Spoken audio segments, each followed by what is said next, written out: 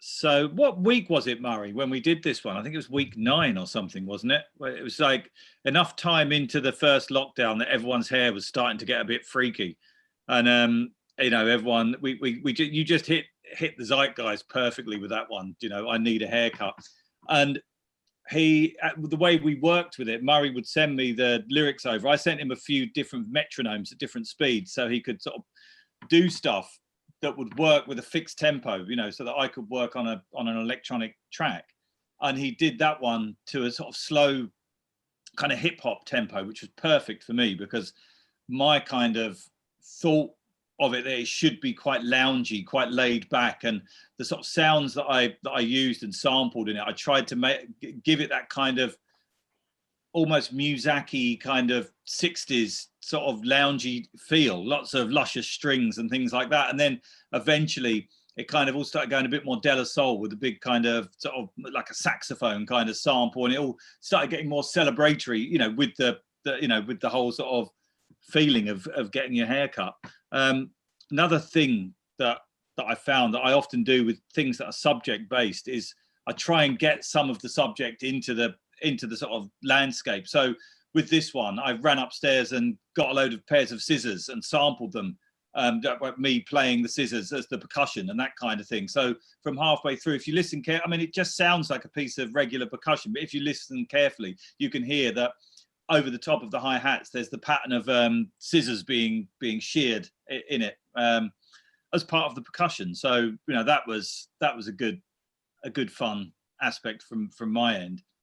Yeah, I mean, I think that's kind of it. I mean, also I enjoyed doing the sort of, it was almost like a sort of radio play in the middle, where you get the phone conversation with the cancellation and going to, sort of, that was great fun, just splitting up the sort of the sound on one side and putting the hairdresser in one speaker and Murray in the other, sort of going, oh yeah, thanks, great.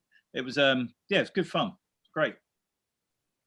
I guess the thing that I remember about the time when we did it is that that we got to this point where pressure was building behind lockdown. I think you'd had the initial phases where everybody just was like, oh wow, this is lockdown. Oh wow, there's a pandemic. Oh wow, we've all got to do as we're told. And there was something a bit sort of like Christmassy about it for a while. And then it sort of reached that point where, you went through the shopping thing where it was, it all became very, very weird.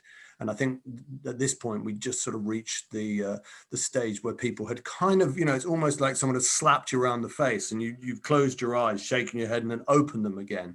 And we were all suddenly there. There was a sort of point during that first lockdown where we all sort of came to consciousness. And I think the first thing a lot of people felt when they looked up was, fuck, look at my hair. I need a haircut. But there was also the feeling of like, I've had enough, I've had enough. And, and that's whereas I can take the social distancing vibrations that I'm witnessing, the cabin fever, missing friends, the feelings it might never end. The one thing I really need is I need a haircut. That's what I need. And I think that was the concept of the pillars of normality having been taken away from us. And we wanted some of them back. We wanted coffee in a coffee shop. We wanted our haircut, and we just wanted those things. We could take all the other stuff. And so that's really what it was trying to express. Well, there's something about having your haircut that gives you a little bit more self-respect. It's like sort of dressing up, isn't it? And that's what, not having your haircut and sort of sitting around in your pajamas was kind of just made everyone feel it takes away your self-esteem. If you put on some nice clothes and have your hair cut, you feel $1 million, don't you? You just feel better, better equipped. Yeah, and this had gone to the other end of the scale, I think, where people were sitting in their pants with crazy hair, and it was like, is this the sum total of what I have become? Yeah. Well, I'm in my pants now. I'm not wearing any trousers, All people needed was a haircut and a nice cup of coffee, and that would be fun. We'll take anything. We'll take anything in this country.